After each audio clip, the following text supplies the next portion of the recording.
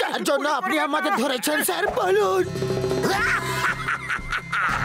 আজকাল অপরাধী পাই না, তাই ওদের ধরাটা প্র্যাকটিস করছিলাম।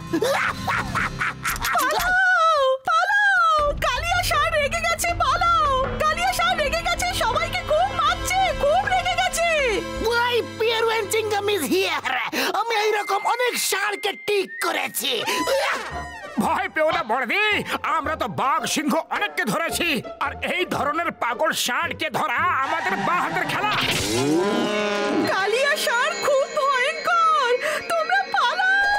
আরে আমরা কোনো কালিয়াকে ভয়টা কিছু পাই না, আমরা সেই সবটা জানি যা করে মানুষ ষাঁড়দের কব্জা করতে পারে।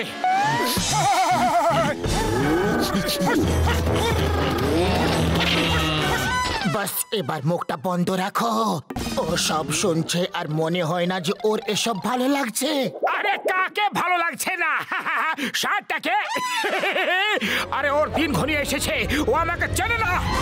আচ্ছা, তাহলে তোমরা ষাঁড় ধরার ওস্তাদ। আমি যদি তোমাদের দুজনকে নাকে দড়ি দিয়ে না ঘোরাই, তাহলে আমার নাম কালিয়া না। এখন যদি না পালাও তো কখনো পালাতে পারবে না। ও তো যুদ্ধের দামামা বাজাতে চলেছে। আরে ষাঁড় কখনো আবার যুদ্ধের দামামা বাজাতে পারে কি?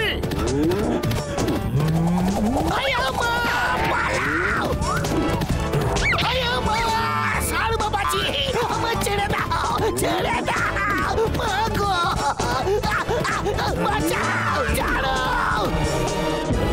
আরে কালিয়া তো আমারই পেছনে আসছে, পালাও! ওই কালিয়া ষাঁড় কোথায়? কে জানে কোথায়, এখন তো দেখছি না। মেরে ফেললো রে। আরে ওকে এখানে কি খুঁজছো? ও তো নিচে আছে, ওই দেখো।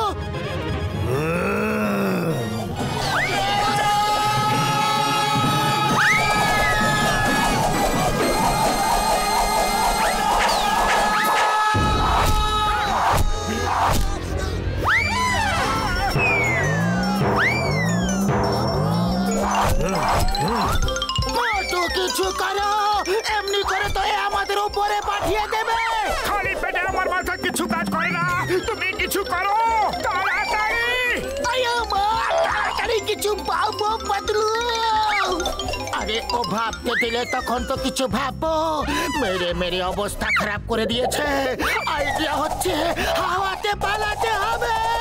পালা রে বাবা! বড়দা বাঁচাও, আমরা খুব জোর ফেসে গেছি। ও মোটু আমার বন্ধু, আমার প্রাণের সখা, কি হয়েছে বলো? তুমি এত ভয় পাচ্ছ কেন বলো? মোটু ষাঁড় ধরার কায়দা বলছিল, আর এখন ষাঁড় ওকে শেখাচ্ছে কি করে মানুষ মারে। একটা ষাঁড় আমাদের পেছনে পড়েছে, আমাদের বাঁচিয়ে নাও দাদা।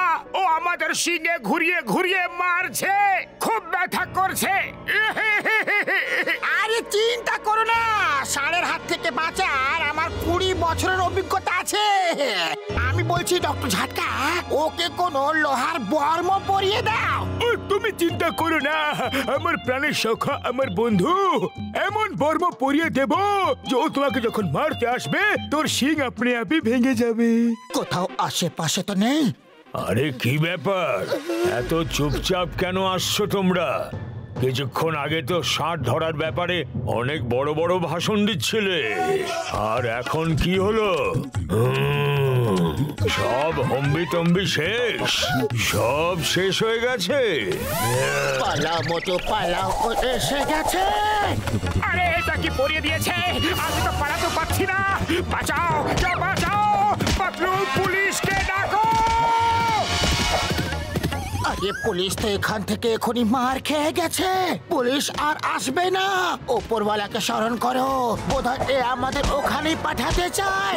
বাঁচাও, ঝটকার কোনো জিনিস কখনো কাজে আসে না। ডক্টর ঝটকা, মোটু এখানে এসেছে? না, এখনো আসেনি। তাহলে এক্ষুনি আসবে। বাঁচাও!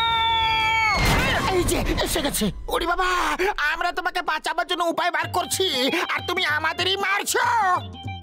আমার কোমর ভেঙে দিলে, আমার ওষুধের দিব্যি খেয়ে বলছি আমি কখনো হেল্প করবো রে তোমাকে।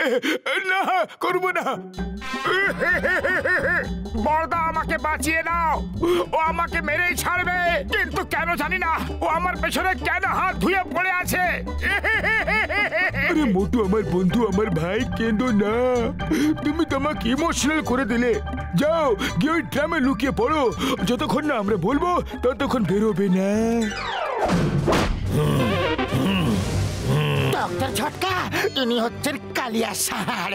কালিয়া ষাঁড়, উনি হচ্ছেন ডক্টর ঝটকা, আর ইনি হচ্ছেন ঘসিটারাম।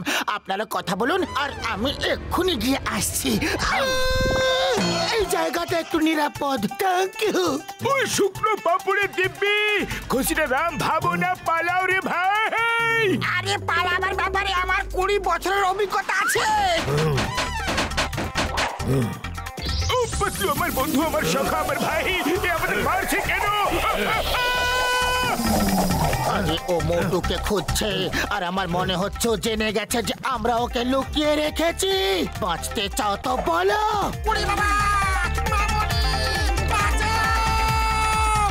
তোমাদের মারবো না ছেড়ে দেব? এবার বলো কি করা উচিত তোমাদের সাথে? হ্যাঁ বলছি বাবা, বলছি। ও ও ওখানে ওই ড্রামে আছে।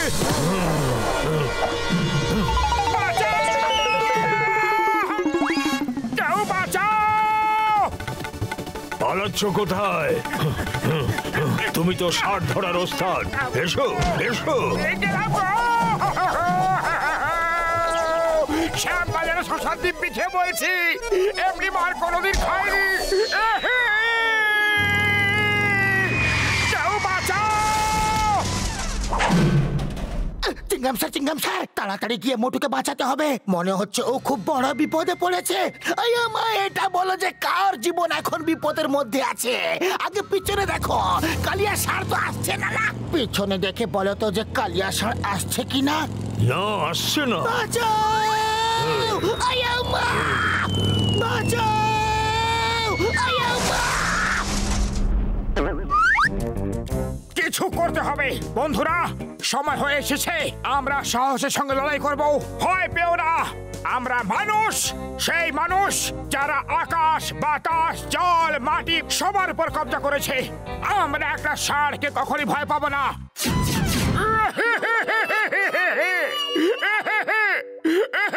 ও আমাকে মেরে মেরে অবস্থা খারাপ করে দিয়েছে, আমার ঘর থেকে বেরোনো বন্ধ করে দিয়েছে।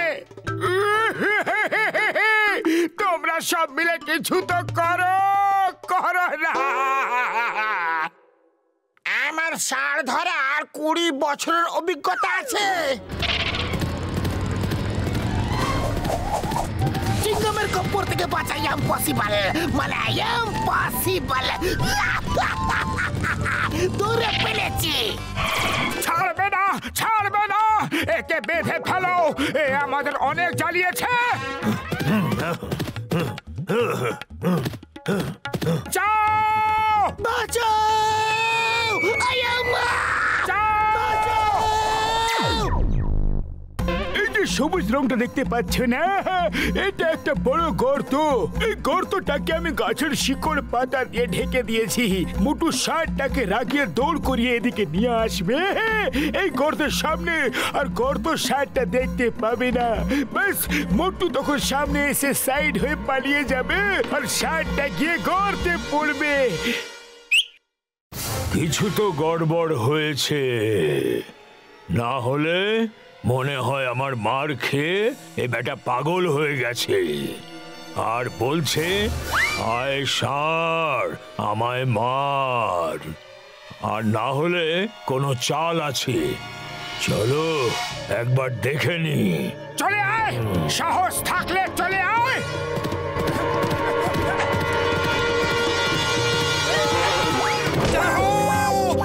ও জানে না, চিংগামের চেঙ্গুল থেকে বাঁচা ইম্পসিবল, মানে ইম্পসিবল।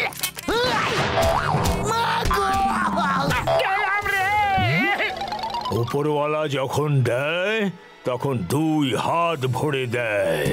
এবার শুরু হবে পার্টি টাইম।